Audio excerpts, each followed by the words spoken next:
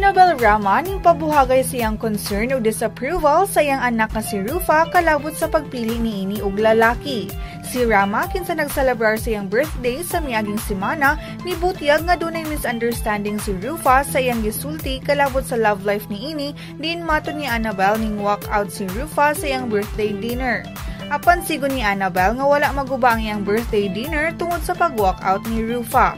Dugang ni Annabel nga wala siya nang hilabot sa kinabuhi ni Rufa, isip inahan doon na siya katungod nga muhatag og tambag sa iyang anak. Gitumbok ni Annabel mao ang unidentified guy nga gidate ni Rufa.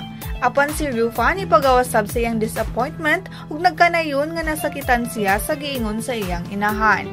Si Rufa kasamtangang na-link sa giingong kadate pirmi niini nga si French-Arab Jordan Muyal.